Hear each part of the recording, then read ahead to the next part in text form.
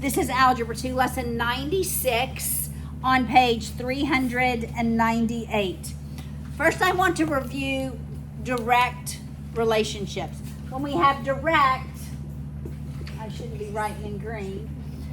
What does that look like? What does that direct relationship look like?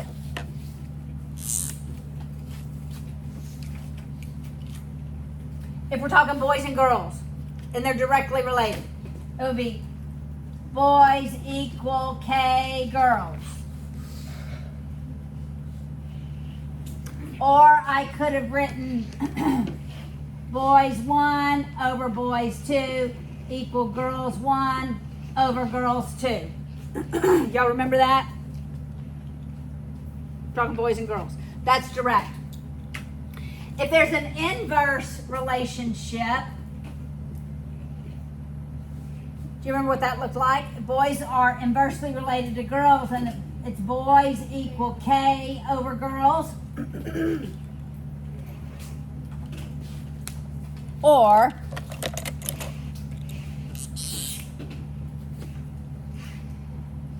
if I have boys 1 and boys 2, what goes in the numerator here? Girls 2 over girls 1.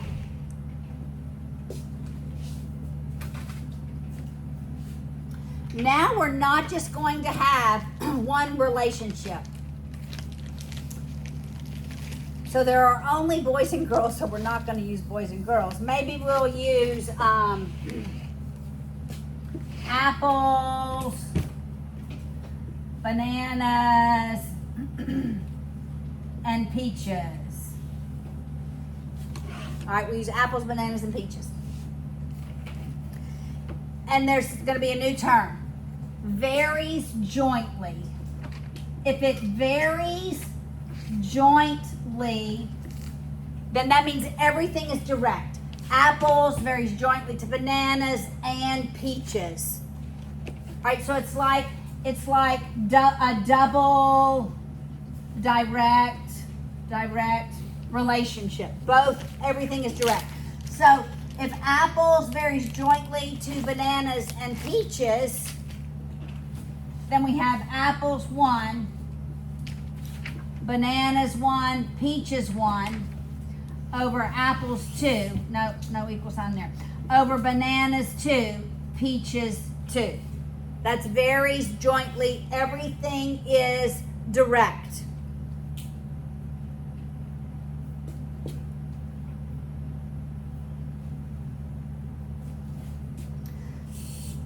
But what if I say apples varies directly to bananas,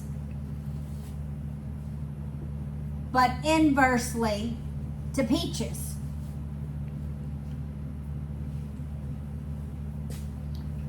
Well, I'd have apples 1 over apples 2. Bananas is direct, so B1 over B2, but peaches is inverse.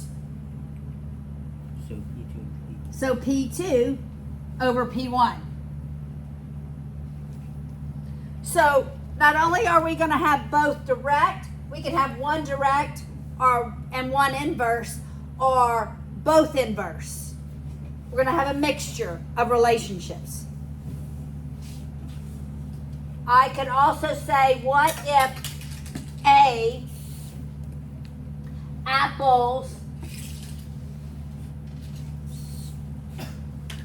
if apples varies inversely to both bananas and peaches, then it would be apples 1 over apples 2 is bananas 2, peaches 2 over bananas 1, peaches 1. So there's really 3 different options. What's the that one called? There's only one that has a name, and it varies jointly. This one would be A varies directly to B, but inversely to P. This one would be A varies inversely to B and P. Make sense? All right, so as you're reading the problem, write the equation and then just substitute the values in and solve for the one variable they don't give you. Make sense? So you have the formulas, you just substitute it in, and you just know varies jointly is double direct. Everything's direct when you hear those words.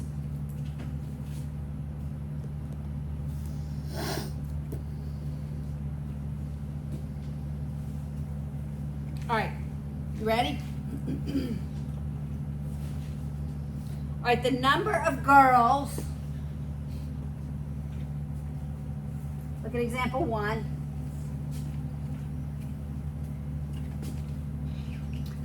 The number of girls, so I'm going to do girls 1 over girls 2, varies inversely to boys. So what do I write over here? If it varies inversely to boys, what goes in the numerator? Yes. And directly to the number of teachers. So what happens here? Yes.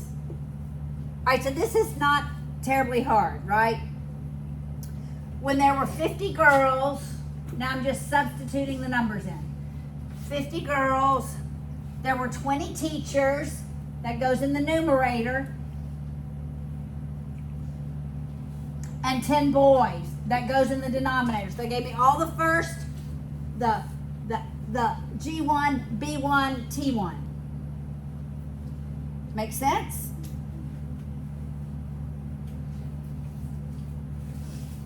Everybody got what I wrote? Okay.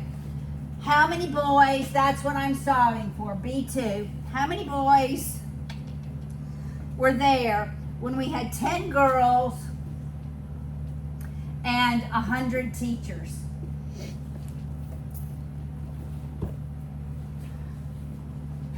Are we okay to simplify? Everybody good to simplify? Okay. So this becomes 5, that becomes 1. When is the only time I can simplify? I can only simplify when terms are multiplied. Simplify when we multiply. So I'm going to simplify 20 and 100. That becomes 1, that becomes 5. So I have 5 over 1, yes, I'm keeping the 1 there, equals B over 50. I cross multiply, that's 250 equals boys. How many boys do we have? 250 boys. That's a lot of boys, just saying.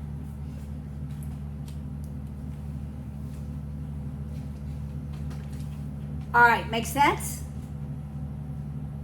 Everybody good? All right, let's look at example 2. Strawberries varies jointly. What does that mean? Double direct. Strawberries varies jointly with plums and tomatoes. Varies jointly is double direct. If 500 strawberries goes with 4 plums and 25 tomatoes, how many plums, that's what I'm solving for, go with 40 strawberries and 2 tomatoes?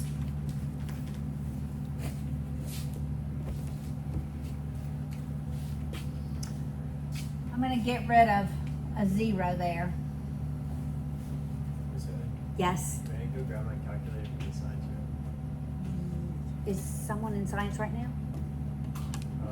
Would you say it was in the lab? It was in the lab. Okay. Go get it, yeah. All right. And I'm going to simplify the 2 and the 4. I could simplify the 4 and the 50, but I'm not going to. I'm going to leave it 50 over 4.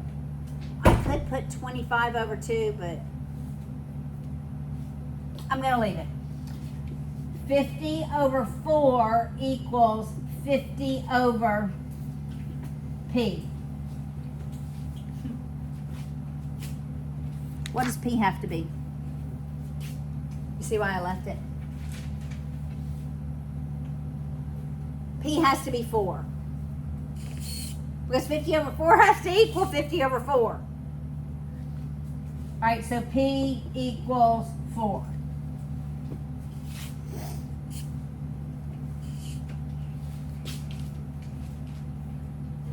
All right, you understand varies directly and inversely when we have multiple relationships. All right. Now the second part of this lesson is irrational roots, but we have a first degree and a second degree equation. So now our solutions are going to have square roots in it. All right. So let's work the one example where we have a radical. Now, when I have a linear and a second degree, how many solutions am I going to have?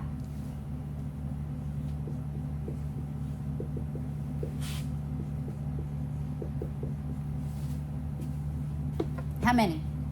2. When am I going to have 4?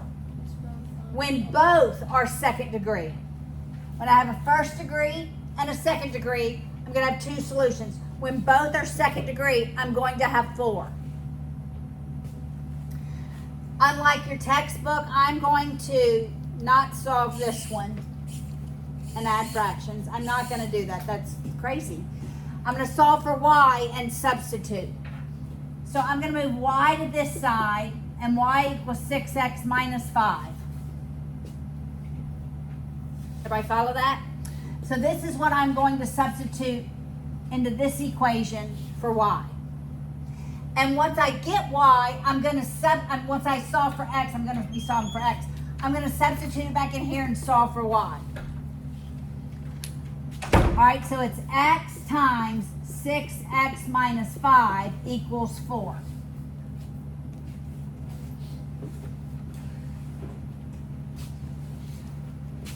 Distribute the x, so I have 6x squared minus 5x.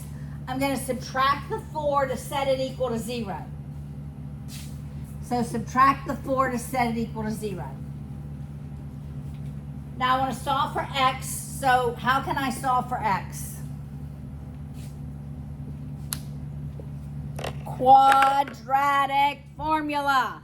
Anytime you see a quadratic equation or x squared second degree, think quadratic equation. So x equals the opposite of b plus minus the square root of what?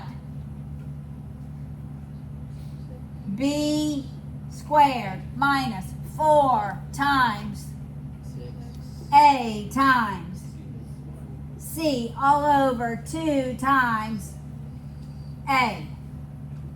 So x equals 5, 6, 5 twelfths. 6 times 2 is 12. 5 12 plus and minus. This is going to be over 12. That's square root of 25 plus what? What's this numerator? What's 25 plus, what is it? Plus 96? What's 25 plus 96? Somebody do this math for me. Please. Square root of what? Square root of 121? It's a, well, why would we have irrational roots?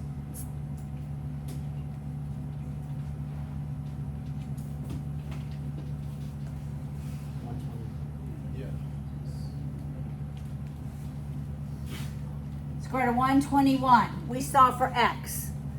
We're going to get irrationals for y. How are we going to get irrationals for y?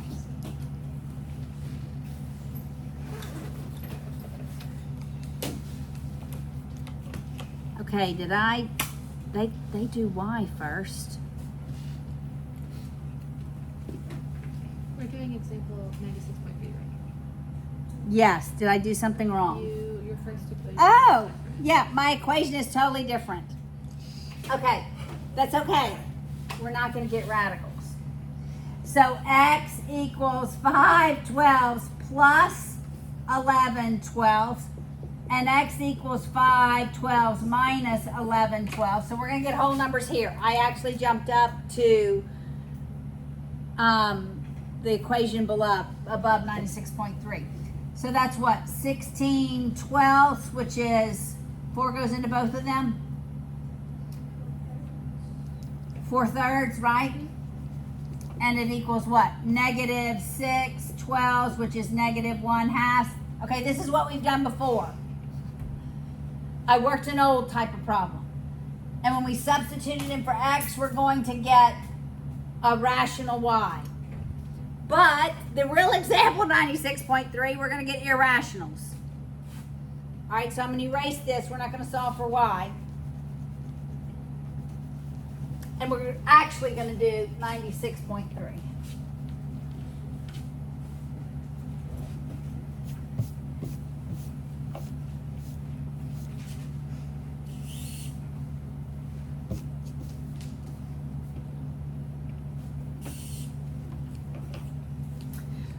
All right, x minus 2y equals 3. X, I'm just making sure, minus 2y equals 3, and the other is xy equals 6. I'm going to take this equation and solve for x. So x is 2y plus 3. This is what I'm going to substitute in for x. All right, so it's 2y plus 3 times y equals 6. Now I'm going to have an equation with y's in it, but I'm still going to use the quadratic. So we have 2y squared plus 3y. I'm going to subtract the 6 and set it equal to 0.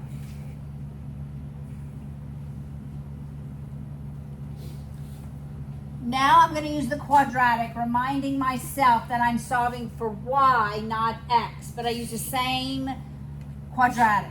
So it's the opposite of b, plus minus the square root, b squared minus 4 times a times c, all over 2 times a. So y equals negative 3/4 plus minus, that's 9 plus 48. 9 in this 48, 9 and 48, Yes. 57. So it's the square root of 57. So when I write my coordinates, that's my y. It's going to be negative 3/4 plus square root of 57 over 4, and negative 3/4 minus square root of 57 over 4. I'm going to go here and solve for x with both of those y values. So I have x equals 2 times one of the y values, negative 3/4 plus square root of 57/4 plus 3. Distributing the 2. When I distribute the 2, the denominators just become 2. Got it? Does that make sense? So x equals negative 3/2 plus the square root of 57/2 plus 3. I have to combine my values that are rational. That's plus. So if I do a common denominator, that's 6/2. Huh? Got it? 6/2. 6/2 minus 3/2 is positive 3/2 plus the square root of 57/2. So with the negative, we have positive 3/2 plus square root of 57/2.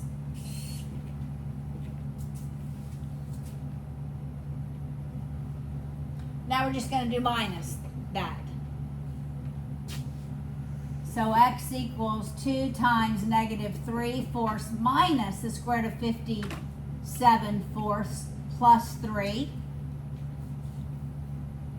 Again, this 2 changes my denominators to 2. So x equals negative 3 halves minus square root of 57 halves plus 3. Again, to go to a common denominator with my rational terms, that's 6 halves minus 3 halves, which gives me positive 3 halves minus the square root of 57 over 2.